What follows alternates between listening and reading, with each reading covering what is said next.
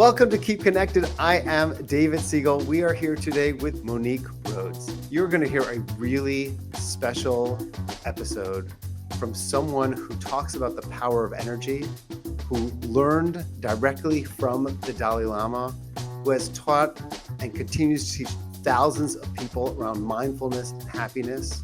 And I'm just excited for every person here to have the opportunity to listen to her teachings. Happy listening. Welcome, Monique Rhodes. David, I'm so happy to be here. Thank you for having me. I have such incredible admiration for you and how you've overcome the tough lot that you started off with in life. You've helped thousands of people live happier, more mindful lives. And I just want to start off with your personal journey, your early years. How did you become the person that you became today? Let's start with that. You know, so it's an amazing thing sometimes when we look back at our lives, particularly if we've struggled, and we can often see that at the time the struggle can feel insurmountable, but when we do find our way through it, often that struggle ends up becoming the gift that we bring into the world. And for me, you know, I grew up in New Zealand, which is so amazing, such an amazing country. But my childhood was very, very difficult, and there's no question about that. And I was adopted, and then, was adopted into a very difficult situation. And what I saw, now I look back, is that probably by my early teenage years, I was quite depressed. I mean, if you're a 10-year-old and you're listening endlessly to Leonard Cohen, it's usually a sign, isn't it, David, that things aren't going so well. My emotions were out of control. I felt scared a lot of the time. I felt a lot of despair. And at the same time, I was functioning. So most people wouldn't probably have realized that I was going through such a difficult time. You hid it. You hid it even from your parents and friends? Yes. Or wow. That was part of the strategy. You know, there's a need to hide it because you're so desperate to try and find a way through that if you don't hide it, perhaps you'll be rejected. And the last thing you can be is rejected, because you need some kind of community to help hold you in place when you're struggling so much. Was there a time in your high school or teen years that you stopped hiding it? Or did you really keep it bottled up? I kept it bottled up. I kept it bottled up also from myself on some levels, because if you don't hide it from yourself, then everything will fall apart. And I didn't feel that I had the luxury for everything to fall apart. But when I was 17, I left home, and these next few years were quite difficult. I met my birth mother, and, you know, a number of things happened that were quite destabilizing. And at the age of 19, I had a crossroads. And that crossroads was I ended up in hospital having tried to take my own life.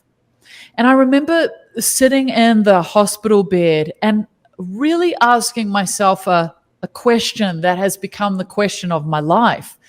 Why was it that I was struggling so much? Did other people struggle in a similar way, or was it just me? Was there something wrong with me? And was it possible to move this unhappiness that I was feeling? And so I decided that I was going to give it everything I had to try and see if I could shift this. And this became the journey that I went on, where I traveled externally and internally. I traveled all over the world. I studied with different teachers. I looked at different ways that people were living. I did a lot of therapy. I did physical therapies as well to try and release stuff from my body. And what I discovered, David, was that it is possible to shift your happiness levels. And not only that you can be taught how to do it. And the best news is that everybody doesn't have to go through the massive journey that I went through to figure it out, because this is what I now teach. And I have really extraordinary results with my students in a short amount of time, because there are certain things that we can do to move our happiness levels quite quickly.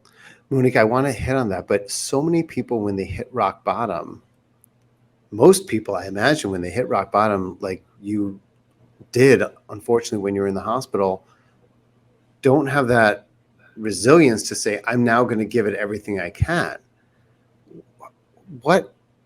How did you get to the point where, did you immediately, I don't wake up in the hospital and say, I'm now going to give it everything I can? Was it a process to get there? Like, what differentiated how you were able to get there when most people can't for obvious reasons?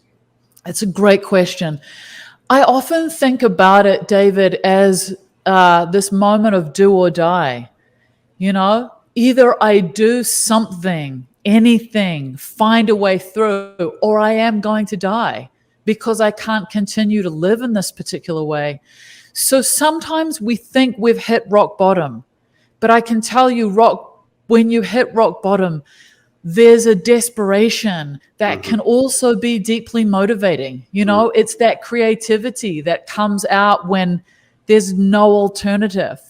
And so it was a process. It wasn't like I came out of the hospital and I was like, right, I'm going to figure this out. There was a realization. And it took me some years to almost build some momentum around that realization, to figure out how can I explore this and what are the paths that I'm going to take. I mean, I went straight away into therapy at that time, but I found therapy to be amazing, and I'm a big proponent of therapy, but I didn't find that it gave me the answers in a way that maybe I feel now is more possible to shift. I think sometimes with therapy, I often think of it like a garden, and when we hit rock bottom, all we can see is weeds, right? And I think that there's a deep vulnerability when we go through that garden and we start pulling out the weeds, because what's there? Nothing. And so I think that there's an important practice that I teach, which is called sowing the seeds of joy, so that we actually build our resilience by starting to see things differently from a more positive perspective, so that we build our strength up. And that when the time comes for us to pull the weeds out, we actually have the strength to be able to do it. Okay, that's beautiful. So pulling the negatives out is one thing, but building the positives is something different. Yes. And it's one thing to remove the blockers, which is what you're referring to, and to understand how to overcome the obstacles.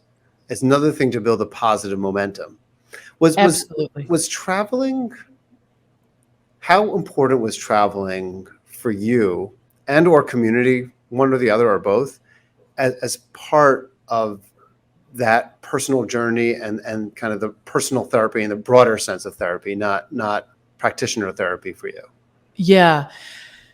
Both were really important. So the first thing that was really important for me was travel, because what it enabled me to do was put myself in all sorts of situations and see, how do I cope? How do I manage? And this was once I was at a place of real stability. What comes up for me? If you put me in the north of India and I don't see another Westerner or English-speaking person for 2 weeks, how do I feel? Like, how does that destabilize me? If I walk out into the street and a bunch of school kids look at me and point at me and laugh, like, how do I deal with that inside of myself? Does that trigger me? Is that difficult? If you put me, in a whole bunch of different situations, I rode a motorcycle through India for 4 years as a woman in a country where people were telling me it's really dangerous to be here. So it was really good to see, how do I look after myself? What comes up repeatedly for me that I need to look at and heal in different environments. Monique, did it make you feel, did it give you confidence, quote unquote, or did it actually make you feel like, I am someone who's special? And there's obviously a difference between the two. One of them is, I have the ability to handle anything because I could do this. I could motorcycle through India as a woman when no one else could do it. If I could do that, that could translate. I could do anything. Yeah, that's one thing. Another thing is saying, I felt like I was put in this world with a purpose. Like, you know, what did it do for you very, very specifically? Definitely, it gave me confidence. It taught me to be able to see that fundamentally I could cope in almost any situation. So, on a number of occasions, I took myself up into the Himalayas and did retreat for 2 weeks. So, what retreat means for me is silent retreat with no distractions, nothing for 2 weeks. And to be able to manage that, it is a big thing. It doesn't make me feel special at all. What it makes me is frustrated, because I know that so much of what I've discovered in my life are things that we're just not taught, you know? And if I can give other people some of the skill sets, they can do anything they want as well. And yes, there's a part of me that has the audacity just to go for it, and that's something. There's a courage that I probably came into the world with, but that I've really focused on building. You know, I've just moved to Costa Rica. I don't know anybody here. You know, most people would go, "Oh my God, you're crazy," but everyone in my life goes, "It's awesome that you do that." You know, I'm hosting a retreat here, 2 retreats here next year. A number of my students have never left the United States. But by being around me, they've got the courage to take the chance to actually come and do something like this. So I feel that there's nothing special about me at all. It's just that often we're not shown that we can do these things, but we can. I love the statement that you felt frustrated. It speaks to your energy of wanting to just improve others and help others so they don't have to necessarily go through the things that you went through. Though I'm sure you would probably say everyone has their journey, and sometimes people do need to go through some of the things, quote unquote, similar, it's never the same, to the things that you went through. And that's also part of their journey as well. Let's talk about community during that 13-year time. And you know, in some ways, I would assume you almost didn't have much of a community because you were going from place to place. In other ways, you had incredibly rich communities during that time. But share with us a little bit about how did you build community when you're by yourself in some of these places and jungles, etc. How did you do it? What did you do? What advice would you even give to people that were attempting to do something similar? Yeah, great. So, unlike a lot of people, I'm not an introvert, all right? Even though I wish to be, I'm not. I'm an extrovert. I come out as an extrovert all over the place, every test I do, to my great disappointment. I need a lot of alone time, but I need community. So when you're traveling like this, community becomes fundamental. But it becomes fundamental in a really important way to start with, David. Particularly in India, as I was traveling, at the time, there was a lot of concern about Western women traveling on their own and some pretty full-on things had happened. Community became my safety net. So the moment I arrived somewhere, I would make myself known. Okay? I would go, and I usually stayed in small places, small towns, and I would make myself known because I knew that people, to the locals, that people would take care of me. So there's a little place in the south of India that is, my favorite place. If it wasn't so far from the States where most of my work is done, I would be living there. It's a little place called Vakala. Some of you may know it. It's in Kerala. And I would go back there repeatedly at times because I had such a strong community of the locals and sometimes the tourists that came through. I took a friend there a couple of years ago and we went back to the States and she said to everyone, "Oh my God, Monique was like the mayor of that friggin' town." It was so funny because community, particularly when you're traveling, you have to understand that community needs to be within the local community as well as with people who have shared experience with you. So one of the most important things is you have to be where people are. Okay, so you've got to figure out where are the people that I need to be around gathering, and you've got to go there. You've got to be there. So when I first arrived in Vakla, Yeah, I realized, where were the people there? What were they doing? So there were a couple of things in Vakla. As an example, everyone went down to the beach at sunset and watched the sunset, as they do here where I live in Costa Rica. Beautiful. So doesn't matter how you're feeling, get your butt down to that sunset. Doesn't matter if you're on your own, get down to the sunset. But as soon as you've met one person, you can go up and say, hey, and then you meet another and another.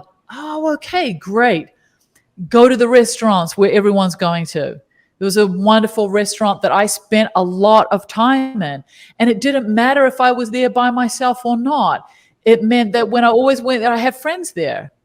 Another thing to do that's really, really powerful, and something I'm very conscious of when I'm traveling. If you have found your community, bring other people into it. So I used to, in Vakla, I would go out for dinner most nights. I would pull together usually at least about 15 people every night to come and share dinner, right? You are an extrovert, clearly. Yeah, I am an extrovert. Wow. Keep going, yeah. David, if I saw someone eating by themselves, I would give them the opportunity to come and be with us. Well, there's nothing more lonely than being somewhere on your own and there's a whole group of people and you feel on the outside. So bring people in. You never know who you're going to meet. Now that I'm in Costa Rica, what am I doing? I'm finding out where do people gather? How do people gather? Okay, people surf, people do yoga classes. Okay, so I've just started thinking, all right, how am I going to get with the sort of people I want? Well, I teach meditation. So I'm probably going to start a meditation night every 2 weeks at my home where I bring people to me. I'm going to start a book club. I said to one of my friends the other day, is there a book club here? She said, no. She said, I was thinking about starting one. I said, great. I'm going to provide the venue. You're going to get the people. You're going to run the book club. Oh, what I love about that is you didn't say, I'll run the book club too, and I'll do this. Instead, you're finding people to delegate things to. Yes. Please hear this, meetup organizers. Too often you feel like you need to do everything yourself. But what you're doing is you're saying, I want to be a leader, but I don't need to be the leader of the book club as well. And that's beautiful. I love that. Exactly. And to think about sport as well. There's tennis courts here. Okay, great. I got hold of the woman who coaches tennis. Great, give me lessons and hook me up with a group of people who are wanting to play tennis. They're just building a pickleball, court here, which is so American. So American, Boo. right? Boo. But whatever, it's round the road from where I live. I go back to the States in a few weeks. I've got my pickleball racket ordered. Never played pickleball before, but I'm going to play to be in amongst it. Actually, later today, this morning, I thought to myself, I have you ever played Catan, David? You mean the game Settlers of Catan? Yeah. Of course. My family plays it all the time. Love it, right? I got taught it some years ago and took it home to my family in New Zealand. And it is embarrassing the way that we treat each other as we play Catan. This is my my natural family, my sisters. Yeah. We are. It's ruthless. The way we talk to each other is nothing short of abysmal, and we love it. My brother-in-law and I almost kill each other when we play Catan. Well, yes, you got to go for the bricks, not the sheep. That's that's part of my strategy. Unless you have a 2-for-1 sheep, that's a different story. Then it depends. If once you get into the extensions, there's a whole other thing going down, right? So one of the things I'm going to put on the social group for my little town here today is, does anyone play Catan? Right? If no one plays Catan, if someone plays Catan and they don't have a Catan board, I'm going to bring Catan board down here. Right? So it's like you need to find, what do I have in common with people? Shamelessly stick yourself in amongst people to build your community. And that's what we need to do. But there's also a trick, David. This is what I always tell my students, many of them who are terribly lonely at the moment in this world we're living in. You have to do something where you're showing up consistently and the other people are as well. That's the key. Something ideally that's happening on a weekly basis where those friendships evolve slowly and solidly. And that's the trick to it. You can't think, oh, I met this person and they're awesome. You're not going to develop a friendship unless you're doing it with consistency. Yeah, the concept I like to talk about there is it becomes a ritual. Yeah, And love if that. you think about, organized religion, one of the reasons for success in churches is on Sundays people go to church, on people go to temple on Saturdays or on Fridays, and that ritual, that weekly ritual, creates this very, very deep community, as opposed to 3 or 4 times a year we get together. It's incredibly different experience when you're able to do that. And oh, by the way, when you're playing board games, you might be playing board games, but you're also talking about life. You might have tea when you're doing that. Oh, when you have the book club, you're not talking about the book. You're also talking about your life in relation to the book, and you're connecting through that as well. So it's almost each of these experiences are not in and of themselves, but they're triggers. They're almost props, shall we say. They're enjoyable props of ways that you could then connect with other people in as secondary ways, but in ways that make it much more comfortable to be able to do so than just sitting around having coffee while you have a book in front of you. That makes that connection so much more deeper.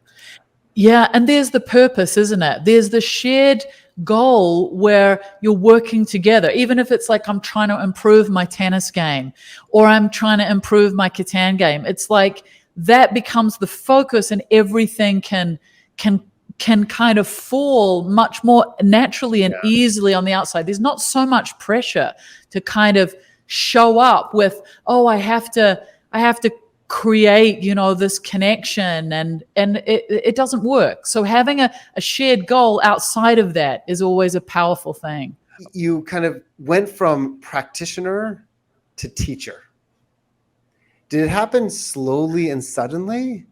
Or did you just one day wake up and say I need to teach others meditation, not just meditate myself.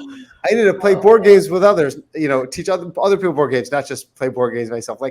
How did it happen? Were you always a teacher when you were 10, 11, 12 years old? Or where did that come from? Oh, you're going to love this story. When I was a kid, I was a musician, and when I was in my early 20s, I remember being asked I was a violinist and I play guitar. I was asked to go and teach violin and guitar at a school, and I was so bad at it. It was torture. I don't even know how many months I did it for, but the minute that I could get out of doing it, I got out of doing it. And one of my sisters from my birth father is a teacher. And I always looked at her and went, I really admire it. And that is not my jam at all. So I've been studying meditation and working with the mind for many years. And I was in Vakala in this little town. And I was doing a music project for the Dalai Lama at the time. So I was there for months on end, and it was amazing. And there's a lot of yoga that's done there. And there's a yoga school that's a couple of hours away. And lots of people go and do yoga teacher training and then come to Vakala. And these 2 girls came to me one day. And it was funny because my whole practice wasn't completely secretive, but I never talked about it. And these 2 girls came to me and they said, listen, we know that you practice meditation on that rooftop every morning, and we want you to teach us. And I looked at them and said, absolutely not. No, I'm not. That's not my jam. Like you said, I tried it. I don't do that. I'm not going to do it. And I would have no idea how to do it. So they came back 3 days in a row. And on the 3rd day, I felt really guilty. And I thought, I wonder if it's a bad thing that I refuse to teach them this.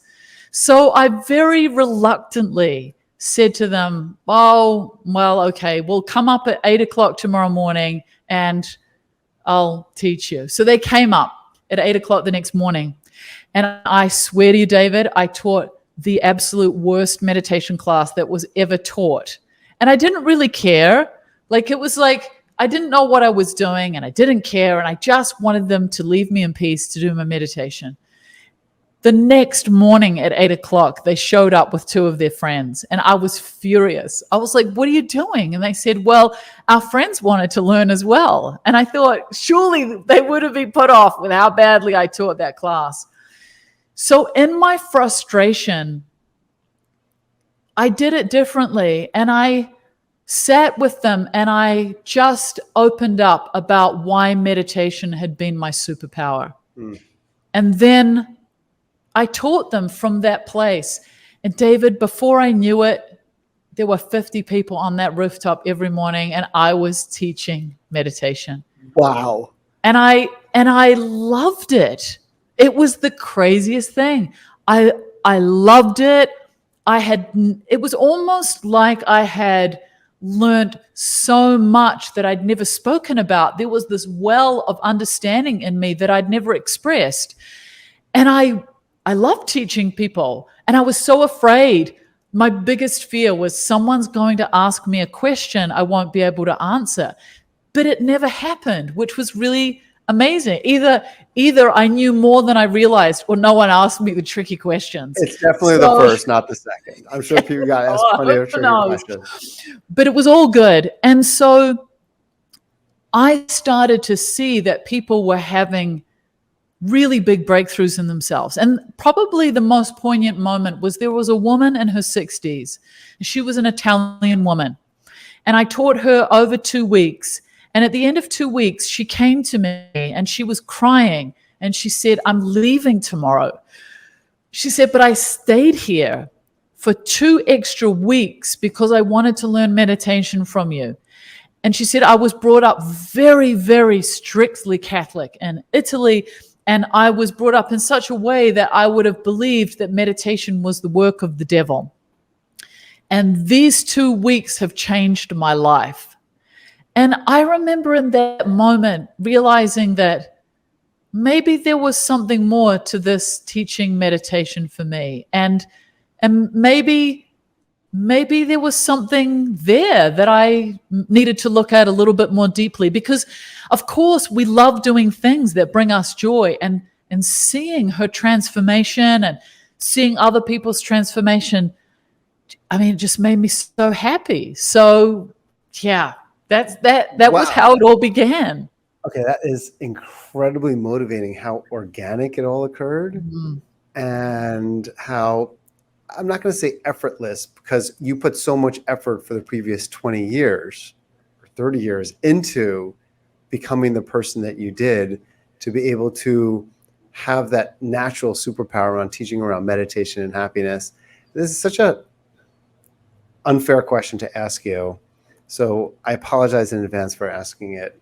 I love it. I can't wait now to hear what you would think an unfair question was.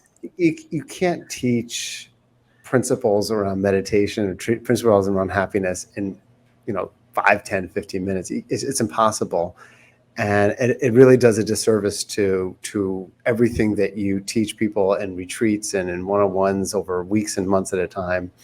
But just to get a taste, perhaps, for me, my curiosity, and for our listeners, are there certain principles that you tend to emphasize? Is there certain modalities or ways of teaching meditation and or happiness? Of course, they're highly related. That will be helpful for us to at least get a couple of tastes around, so that we could then read your books and listen to your podcasts and join your retreats and everything else, to really delve in and learn more. I would love to hear the answer to this unfair question. I love it. I think that's a fair question, because I think that often we look at things like this, David, and we think it's impossible. I wouldn't be able to do this. I wouldn't be able to go from a suicidal 19-year-old to literally, I often think to myself, if I wasn't me, I would be jealous of myself, and that's how good I feel every day when I live my life, and I feel really, really well. It doesn't mean that difficulties don't arise. They do. So for me, I created a course, which is my favorite course that I teach, called the Happiness Baseline. Okay. And I take people through it. We do 8 weeks of looking at shifting small habits. So it's nothing overwhelming. If I can shift small habits around 8 areas in your life. So what's an example? Yeah. So we have 8 areas. So the first one is we look at gratitude practices, which might seem really obvious, but the way that I do the gratitude practices is slightly different. So we amp up our gratitude practices. We look at self-compassion, which is something that most people would go, I don't even know what that means. But what it means is having a loving and compassionate relationship with ourselves as a habit is really important. We look at the mind. We look at our relationship with the mind, and I teach meditation because it is one of the most powerful things you can learn. And even if you've tried it before or didn't like it or thought that you couldn't do it, I promise you, come and learn with me. I'll teach you in 10 minutes a day how to do it. We look at our words. We look at the way that we're saying things. It has a massive impact on our mental wellness. Language matters. Language matters tremendously because what you say absolutely goes into your head. And if you say something negative,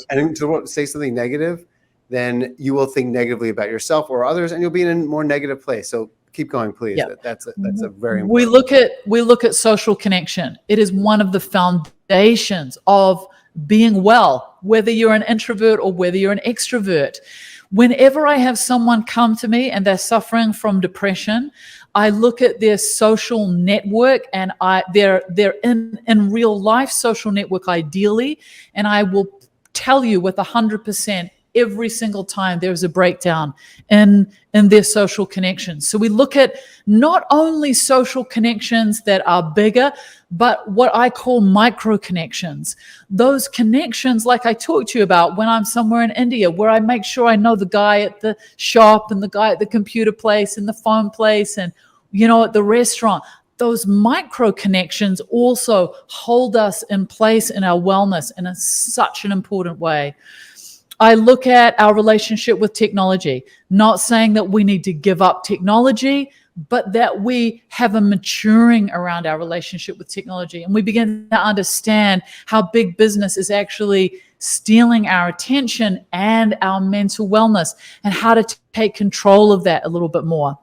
We look at generosity. That also is a really powerful way for us to see that as we take care of ourselves, then as we take care of other people, our happiness levels rise, which is why when I started teaching people how to meditate, I got such a great feeling out of it as well.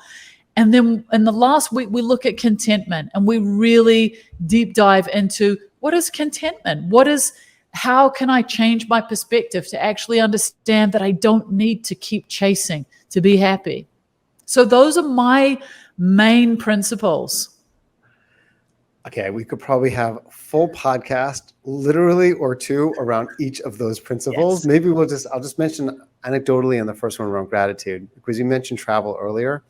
The main reason that I travel is actually for gratitude purposes. So I enjoy traveling to challenging socioeconomic environments and looking at the way that people are living their lives, whether it's in India or Central America or South America or just different locations, and just the ability to have appreciation is so much easier when you're around that type of an environment where there may not be electricity or easiness of running water, etc., than when you're walking around Manhattan or LA or other places. It's just so much harder. And getting that gratitude refresh for me is actually incredibly healthy and important to kind of my personal state of happiness. So there's a lot that I know I could learn from you, and others can as well. But I want to say something. Can I just say something to that, David? Is that we often have a tendency to look at third world countries or developing countries like India, for example, and think, gosh, I'm so grateful. I have a house with 4 walls and I've got running water and a whole bunch of things.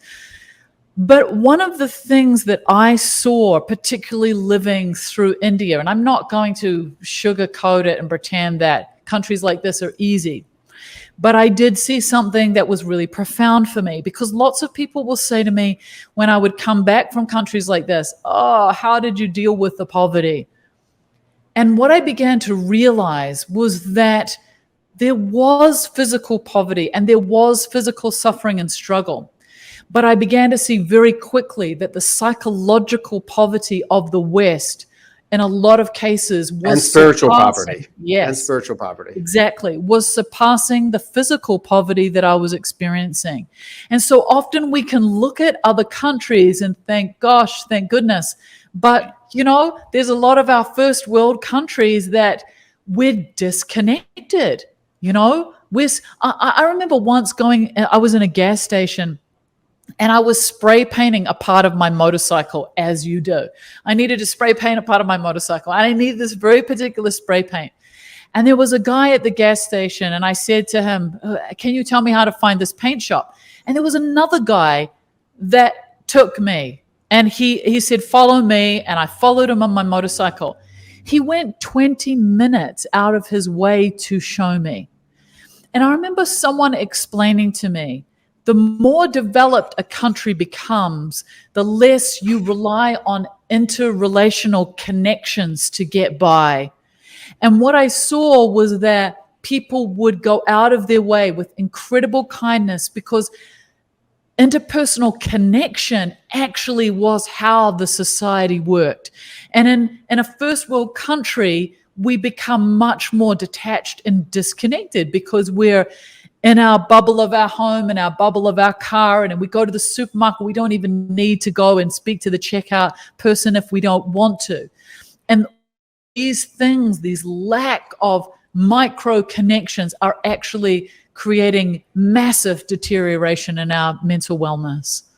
It makes me think about, unfortunately, many people in quote unquote what we call third world countries don't have the opportunity to travel as much to first world countries. But if they did, I would imagine that many people from what we call, again, third world countries will come to the United States and be talking to people and say, "Wow, I am so lucky. Yes. Oh my gosh, I can't believe what goes on in these countries where there's no community, where there's no family connections, where there's no people unselfishly just helping each other for no reason except for just because that's what's done." And they'll come back and say, "I can't believe people live in those countries. How do they do it?" And it's so funny because, of course, we say that in the opposite way, when in reality, they probably should or would be saying it more. And it's important to have that perspective. So thank you for sharing that. It's a really profound way of thinking about the world, and an important one too. I have to ask, you met the Dalai Lama, you spent time with the Dalai Lama. That's a remarkable opportunity. Can you share a little bit about that experience? I think that one of the most interesting things when you meet a great master like this is they hold a very different energy. And it's impossible for me to even explain what that feels like.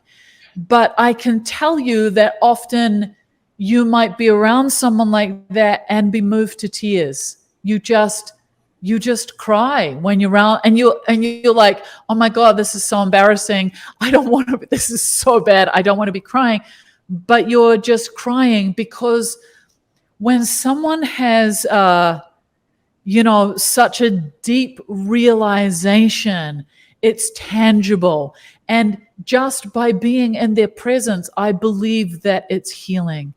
And so I think that it's not often, or maybe for many of us, it never happens, that we get to be in the presence of someone who has mastered their mind in that way. But it can be a mixture of feelings, very destabilizing, very, very heart-opening, exhausting. Sometimes you come away and you just go to sleep because you're so tired from everything opening up in yourself. So it's a strange experience to try and explain. That's kind of the best I can do as to what it feels like to be with him. I'm genuinely, you mentioned that you would be jealous of yourself. I am now jealous of you because, yes, I've been around sagacious individuals that you can really palpably feel their energy when you're in person. It's the power of in person versus if you probably connect with the Dalai Lama via Zoom. I'm sure you would feel it somehow, but in a very different way than if you're actually connecting in person. And it speaks to what you had mentioned as one of the eight steps around happiness and mindfulness, which is around minimizing technology. Because I don't think you could feel that kind of energy except for in an in-person type opportunity. But it also helps us to understand, with that in mind, that we each have a responsibility. The way we show up in the world, positive or negative, has an impact on other people. And so when we begin to understand that one person's energy can be hugely powerful, we begin to see ourselves in that and start to think, who do I want to be when I'm in the room? Do I want to be the person that brings the energy of the room down? Do I want to be the person that opens the energy up? And the only way that I can do that, you can't do that falsely. It's not something, you can't walk into a room and pretend, oh, I'm great and I'm in a really good space, because unconsciously people can sniff it out. So to do the work on yourself, you have to be it. You have to be it as opposed to fake it. Exactly. And so doing the work on yourself becomes not only a gift to yourself, but also becomes a gift to everybody you come in contact with your life. And this becomes an important thing. You don't have to be the Dalai Lama. You can be your own little Dalai Lama, where people are excited to see you or happy to see you because they know you'll be present with them. They know that just your presence will lift the energy of a place. And I think that just to gift that alone is a really beautiful way to live your life. I don't want to bring negative energy to this podcast now, but we actually have to sadly wrap up. So I'm going to ask 3 very quick questions and 3 quick answers, and then we'll do the wrap up. First one, you've been to so many places. If you could go anywhere at any time period in the world, any place, which time, which place would you go to, Monique? I would love to go to Tibet before the Chinese invaded it. I think when Tibet was completely closed off would be extraordinary. What time period was that? Just for... So that was before 1959. Any time before 1959. If you see 7 years in Tibet, it's a perfect example. No Westerners were allowed in.